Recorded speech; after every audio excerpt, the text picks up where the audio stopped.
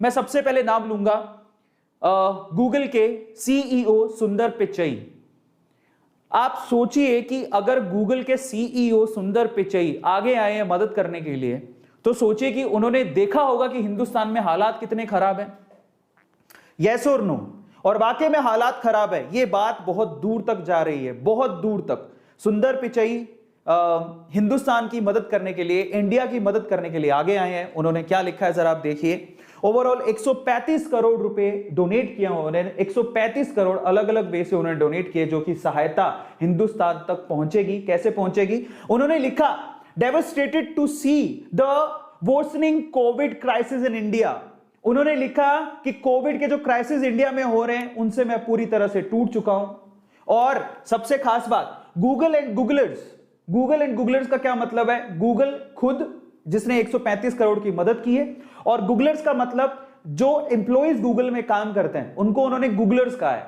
वहां के एम्प्लॉइज ने भी हिंदुस्तान की मदद करने के लिए ऑलमोस्ट 1 करोड़ 35 लाख रुपए इकट्ठा किया है, जो डोनेट हुआ है। मतलब इतना 1 करोड़ 1.5 करोड़ के करीब उन्होंने भी इकट्ठा किया है, एम्प्लॉइज ने भी, वो भी डोनेट हुआ है। और वो कैसे डोनेट हुआ है?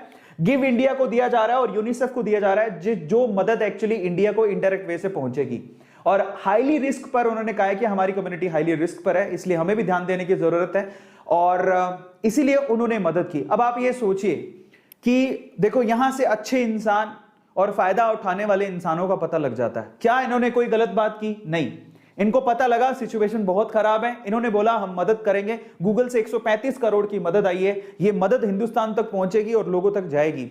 अब बस इतना कहना चाहूंगा कि बजाय ब्लेम गेम खेलने के आप सुंदर पिचई बनिए साहब। इसीलिए सुंदर पिचई का इतना नाम है, इतने लोग इन्हें मानते हैं, क्योंकि ये सिचुएशन को समझते हुए आगे आए और मदद किया बजाय ब्लेम गेम खेलने के। क्या ये ट्विटर में ये नहीं लिख सकते थे कि हिंदुस्तान की सरकार बहुत गलत कर रही है, हिंदुस्तान की सरकार ये है, फला है, ढिमका है, उन्होंने अच्छे से स्थिति को संभाला नहीं? लिख तो ये भी सकते थे। क्या इन्होंने लिखा? क्योंकि ये जानते हैं कि ये पैंडेमिक है और इसमें बहुत बड़े बड़े देश भी फेल हो गए थे। अगर आप 2020 के आंकड़े उठाओगे तो बड़े बड़े देश जहां पर लोगों ने सोचा नहीं था कि कोरोना जैसी सिचुएशन पैदा हो जाएगी, उनकी हालत खराब हो गई थी। हम तो फिर भी इंफ्रास्ट्रक्चर के हिसाब से हिंदुस्तान बहुत नीचे आता है, लेकिन बड़े बड़े देशों ने 2020 में बुरे दिन देखे हैं, इतनी मौतें हुई हैं वहां पे। तो आप क्या ब्लेम गेम खेल रहे हो? किसको इल्जाम लगा रहे हो?